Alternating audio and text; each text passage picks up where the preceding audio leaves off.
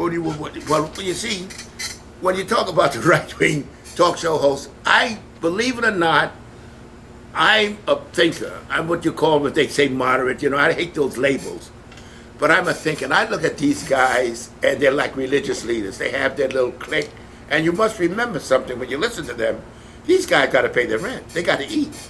And they appeal to that segment and listen to the junk they come out with. Now, Hannity, you know what Hannity's going to say before he say it. I mean, sometimes it annoys me because he is so to one side that he makes no room for the other side. I mean, he'll come up with, and another thing that gets me, I get a kick out of, is how they skew things around, how they leave things out that suit their purpose, you know. And Limbaugh's, to me, Hannity I listen to, because Hannity to me seems like he's really knowing where he's coming from and knowing that he has a following for that. All these guys have a certain amount of people they are appealing to. They know guys like me are not going to follow them. They know Russ he calls them ditto heads. That's the contempt he has for them.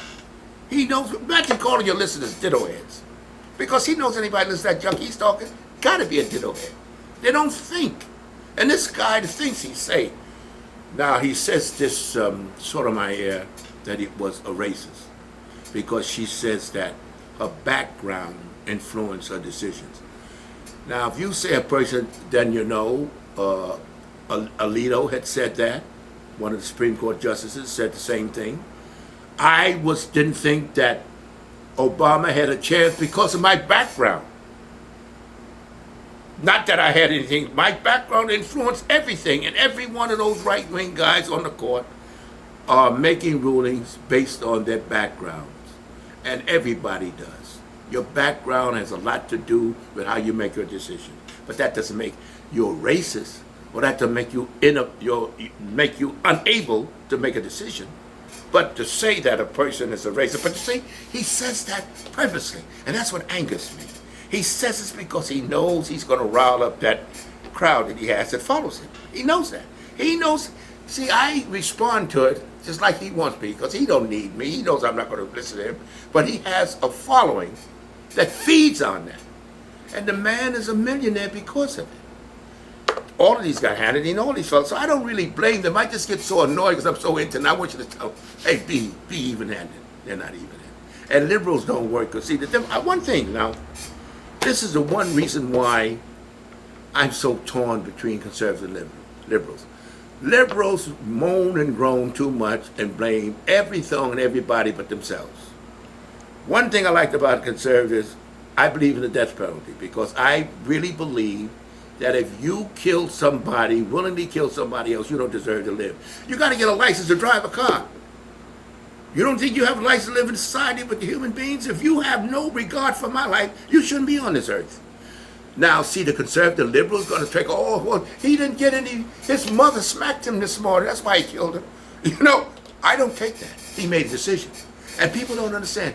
Killing is a decision. If you make a decision to take it willingly, now accidentally or something, but when you willingly make a decision to kill somebody, you should know when you make that decision, you've given up your life. And I'll tell you something, if the people that made that decision knew it, it'd be a lot less killing. Much less killing. And that's what angers me so much. They say, well, it's not a deterrent. Well, if you use not a deterrent as a reason, why lock people up for stealing? That's not a deterrent. Why lock them up? If you want to use, oh, it's not a deterrent. I'm not interested in deterrent. If you cannot live on this earth civilized and think that to take another person's life is priceless, then you should be willing, and if you're not willing to forfeit your life, I'm going to take it from you. I know some of you bleeding hearts going to hate me, but that's the way I feel, because I'm not a phony. And one thing I like about the conservatives, because the conservatives bother me. They bother me because of their history. You see, there was no liberals hanging black people on trees. It was conservatives. See, so I don't have a conservatives bother, but some of their principles. See, that's why I can't be a liberal or conservative. Liberals do too much crying and look too much to blame everything on society. But you know what I've never heard?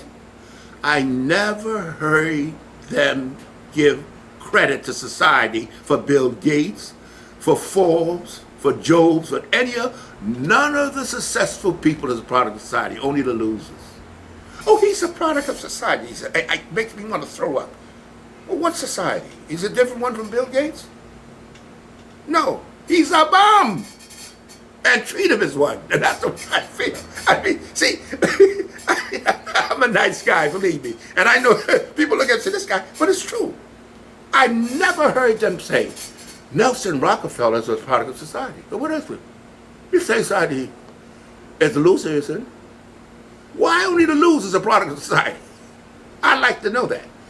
Do you know? Can you answer that for me? Why is the loser a product of society, a successful man? Well, I don't know, he's lucky. Can you tell me that? That's one of the reasons why I could never be a conservative nor a liberal as far as a painter. I got to think for myself, and I refuse to let somebody think for me. I don't care what sounds good and what's not proper and what's not the thing to say, because, you know, you got to make sure you say the right thing, make people feel good, you know, and emotions. You can't make a practical decision from emotions. Now, that's enough for now.